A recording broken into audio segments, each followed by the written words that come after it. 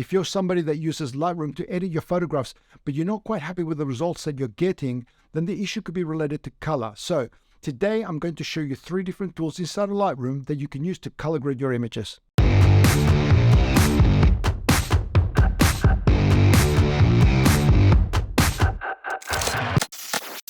So when it comes to photo editing, most people tend to limit themselves to things like exposure, contrast, highlight, shadows, things like that. But today I want to show you how you can take things to the next level by introducing color grading into your workflow. And I have made a video that is related to this before about how you make photos look more cinematic using color grading. But I'm going to introduce an additional tool that I didn't in that video that's going to allow us to push those colors even further. And the best thing is that all these tools are already built into Lightroom, so there's nothing extra that we need to purchase. Now, I am going to go quite fast because there is a lot to cover. So the idea is to show you how these tools work and where you can find them. But if you have any questions at the end of the video, please make sure that you leave them in the comment section below. So let's jump onto the computer and I'll show you how this works.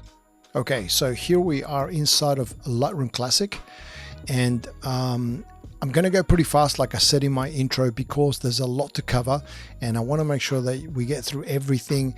And the idea, the intention here is to show you how these tools work and where you can find them and what they do, so that then you can go and experiment yourself to see what kind of results you get. So I'm just going to show you the ingredients and you get to do the cooking. But we'll do some, we'll do some cooking on this image that I've got here, that I took in Amsterdam, just to give you an idea how things, it affects the image. Okay, so we're in the develop module here, and let me just reset this image here.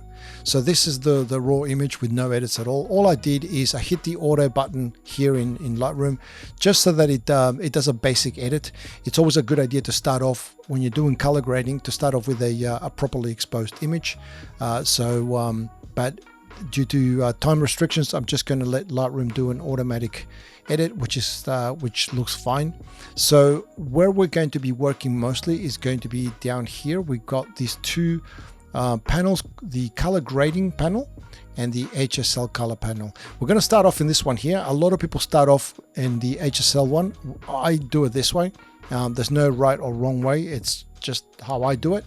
But we're going to start off with color grading, and then we're going to really tune in. This is a little bit more granular. The HSL controls are much more granular than these ones. But we're going to work, let's start off with these ones. So if you've never seen this before, you've got these 3 wheels that you've got here. They represent different brightness levels in the photograph. So in this one here, you've got the shadows, as you can see there. Then you've got the midtones, so that's somewhere in the middle. And then you've got your highlights, which is the really bright parts of the photograph. So this allows us, what these wheels do essentially is allows us to put a tint over the top of it. Any color that you can see in this wheel in here, any of these colors in here, you can put a tint over. In this case, it would be just the midtones. Okay, so you wouldn't get any on the shadows or the highlights. And then it allows us to put either the same or a different type of tone in the shadows, and then another one in the highlights. So let's have a look at this. Again, we're not trying to create a masterpiece here. It's all about just showing you how these tools work. Let's jump into the shadows. Now you can work on this, like I said, on this wheel over here. You've got this other view up here. So at the moment, we've got the 3 showing, the one that you can see here, the left one, it shows you the 3 wheels at the same time. So you can, you can jump from one wheel to the other. Or if you click on the first wheel, it'll go straight to the shadows. Or you can just double click or click on the name there, and it will take you to the shadows. And this just makes it a little bit easier, I think, because it's a bigger wheel, so you can be more precise with it. So what we're going to do is, for this one, I'm going to put a bit of a blue tone to the shadows. Okay, so I want you to see what's going to happen in the photograph, and I'm going to exaggerate it initially just so that you get to see the effect that it has. So I'm just going to click on this little circle inside the color wheel. I'm going to drag it into the blue. Okay, and as you can see, the photo is getting bluer. Okay, and it's hard to tell, but it's only affecting the shadows. Okay, so there's a little bit of overlap on the other areas as well, but for the most part, it's affecting just the shadows. All right, so, and now we can go right blue on this as well. Okay, so we can set how much of that blue we want. Now, once we select the color, you can actually move the color around. Okay, so the outer dot that you can see here selects the color, so you can move that around the circle, and the inner circle, the inner dot, is how much of that tint you want. So in this case, I'm just going to go about there, which is quite extreme, but again, I just want you to see what happens, how these tools affect the photograph. Okay, let's jump on to, say, the highlights now, because I want you to see like a really obvious effect. So this is now we're going to put an orange sort of yellowy tint over the top of the highlight. So this is going to be all the really bright parts. So I'd be expecting the sky to get a little bit warmer. Okay, so we're going to go there, and we're going to drag it out to there. Okay, so let me just turn that the whole color grading off and on. I can do that with this little switch here. So that was before, that's what we started off, and that's what we've got so far. Okay, so you can see that it's starting to pick up a bit of almost like an old film sort of look, right? And I'm quite attracted to these sort of looks as well, emulation of film, because I think it reminds me of cinema, and that's how I like to think about photos and what I use as motivation and inspiration for when I'm editing my photos. So let's crank that up even more. Again, we're just trying to exaggerate the effect because I want you to be really clear as to what control does what. And let's go into the midtones now, or again, I'm just clicking on the middle wheel here, or I can go on from the 3 wheels and click on the midtones in here. And in here we're going to go to the orange bit as well. So there you go. Now I could add a bit of red in there as well, and you can see that it's starting to mix a little bit, right? It's sort of all over the place, but I think a little bit of orange looks quite nice. Okay, so this is the way that a lot of people create presets and looks for their photographs using these 3 wheels that I've shown you in here. Now there are some more controls down here. The blending is this, when you dial this one way or the other, it is the blending of one when the cutover occurs from the highlights to the shadows, and from the shadows to the midtones, that overlap there, that is the blending. How does it blend from one to another? And then the balance shifts it either in one way or the other. Okay, so more towards the shadows or more towards the highlights. So if I go this way, it just goes to the blue because the balance is now towards the blue, or if you go to the others on the other direction, it now goes towards the orange. Okay, because we set orange on our midtones and highlights. We set orange, so that's what we're getting rid of the blue essentially. Okay, so this is where we can think of it a balance when you're listening on stereo, where you go left and right speakers, similar type of thing, but we're doing it with colors now. Okay, so we can shift it more to the warm side, or we can shift it more to the blue side, and that's essentially what these tools do. Okay, now I think we've pretty much covered this one, so that you can then just go and experiment with these things. Okay, you've got these little sliders as well down the bottom as well that allow you to control the brightness also of that particular section. So in this case, it would be the shadows. So this is the brightness of the shadows. Make them really bright or make them really dark. Okay, which can also create a really nice sort of look. That in itself, the way that we've got it now, even though it's quite exaggerated, it's quite a nice look. It looks like it's got like a really nice preset over the top of it. Okay, and presets essentially are color grades that people have saved. Okay, and this is one of the things that I'm going to show you at the end of the video. Okay, so we've gone really fast. Again, if you've got any questions, leave them in the comment section. But if I drill down on every little thing and how it's going to make the video too long. So apologies that I'm going so fast, but let's move on to the next section. Okay, which is the HSL color module inside of Lightroom. And perhaps what we should do is maybe we should reset the photograph. So let's just reset that again.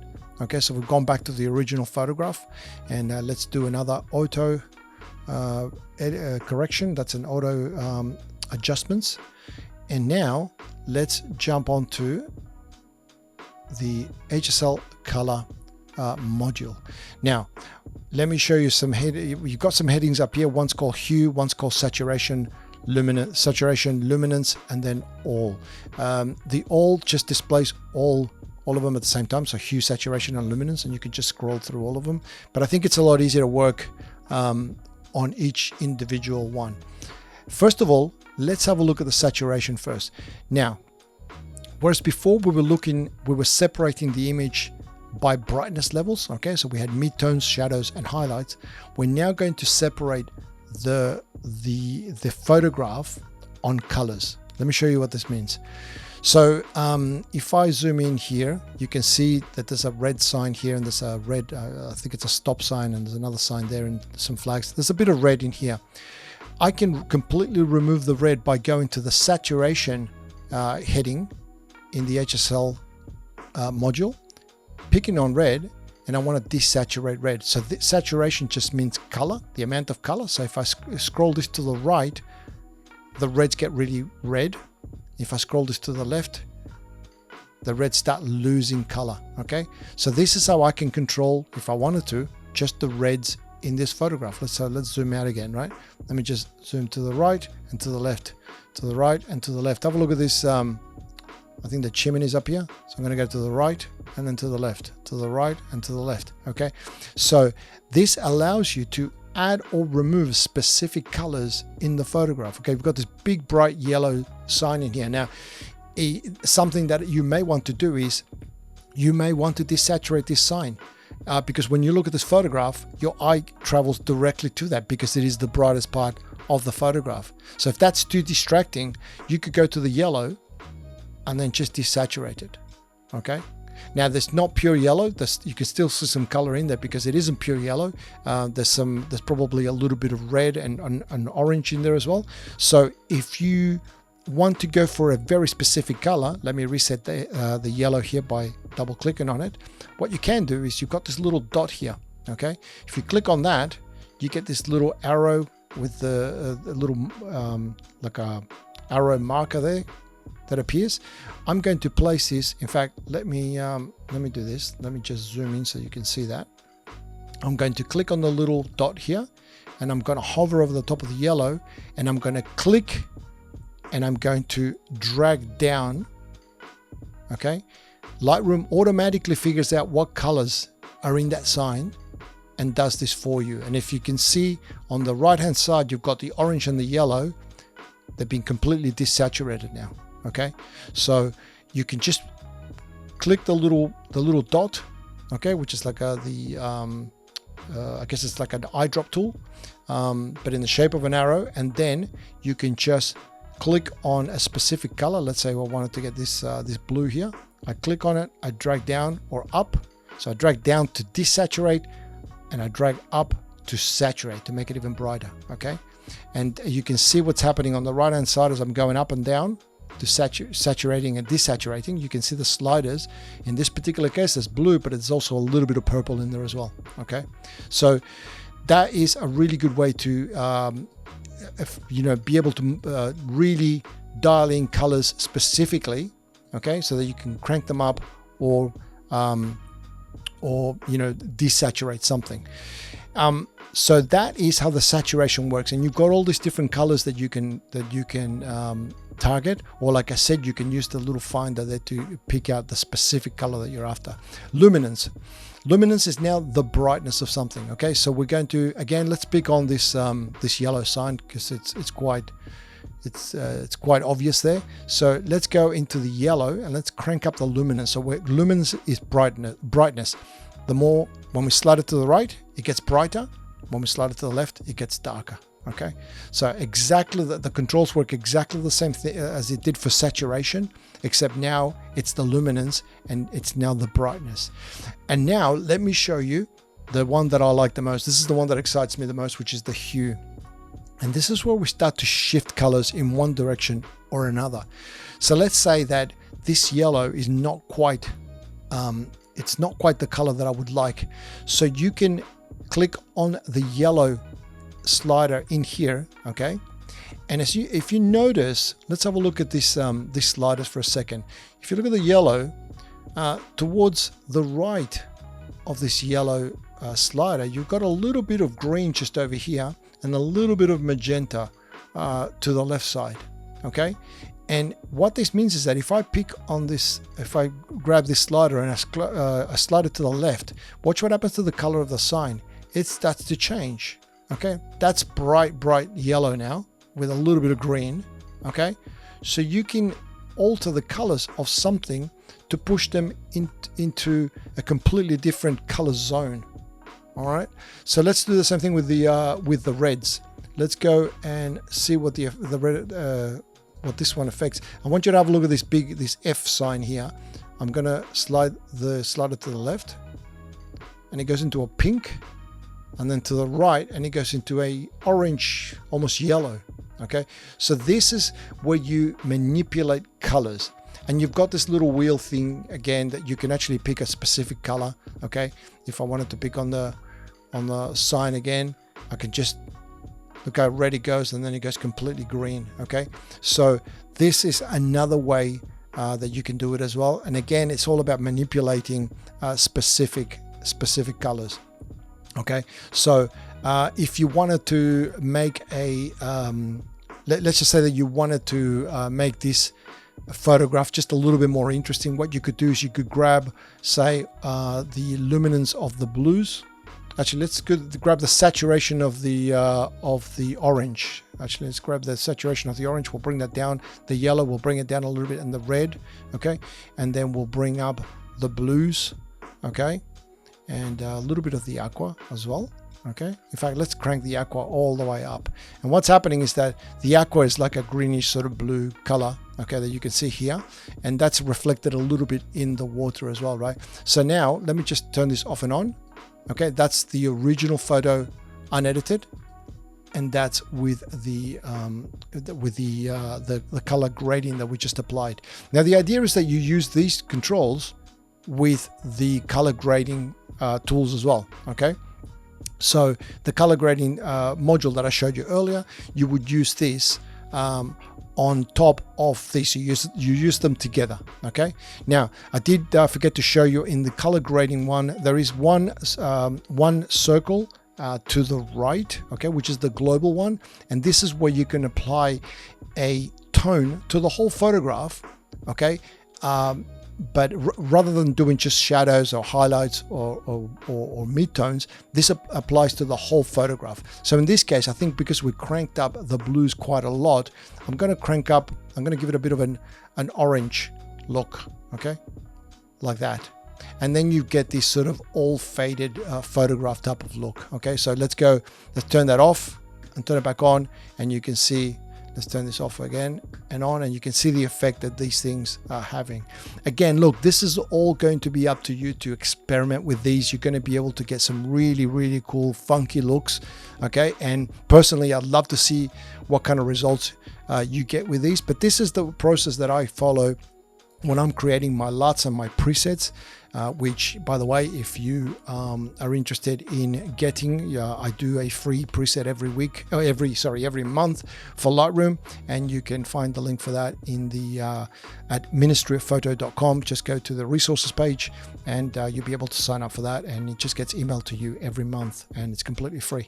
But this is the process that I follow. Obviously, I take hours, sometimes days, when I'm doing something like this, because when you're doing color grading, it's very easy to think that you've arrived and you've got the look that you want. What I would recommend is leave the computer, go for a walk for half an hour, 1 hour, come back, or even the next day, come back and have a look at it again. I promise you, it will not look right to you, and you'll continue just tweaking it until you get it right. Okay, so I did promise you a bonus at the end of the video, and so here it is. Now I've gone and edited this photograph a little bit more to give it a bit of an old film look, and the bonus is this: you can, rather than have to rebuild this every single time with each photograph, you can save this as a preset. Now I have shown you how to do this before, but a lot of people still forget to do this, and so let me show you again. We're going to go up into the menus, and we're going to go to develop. All right, and then from here we're going to select new preset.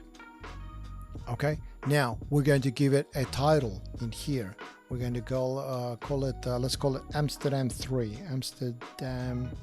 Actually, let's go Amsterdam V for 5. Okay, now when you get this window, there's a few things that you need to look at in here. Because we're doing a preset where we just want to do the colors, okay, we don't want all of this other stuff to be affected as well. Essentially here you can click what you would like to include in the preset and not click what you'd like to exclude from the preset. So in my case, I don't want any of the stuff like detail or lens corrections or anything like that. I want to do those individually, you know, from one photo to the next. What I want to have is things like the basic adjustments. So things like, you know, your white balance, exposure, contrast, all that sort of stuff. Okay. Your tone curves, the HSL color and the color grading. These are the things that we just worked on. All right. So I've given it a name, Amsterdam V. I get to select what group I want to put it in. I want to put it into dance presets. Okay. And then I'm going to, in fact, let's go user presets because everybody will have one of those. And then I'm going to hit create. Now, if you have a look under user presets, I've got some that I've made before. Here's my Amsterdam V. Okay. So let's have a look at this. Let's go into, we're in develop module still. Let's reset this photograph. So now we have exactly what we had when we started off. This is the raw photograph. And now if I wanted to apply the preset, I just go into my preset and then I click on it and there it is. And you can just continue doing this to every single photograph and then you don't have to rebuild the whole look from scratch again. So that is the bonus. I hope you enjoyed it and I'm excited to see what you guys can create with it. So that's it for this video. I hope you enjoyed it. If you do have any questions though, please make sure that you leave them in the comments section below. That's the best place to get in touch with me. Otherwise, you can reach me through any of the usual social media platforms and you're going to find all the links in the description. I hope you enjoyed this video. I want to thank you for watching. I'll catch you next time.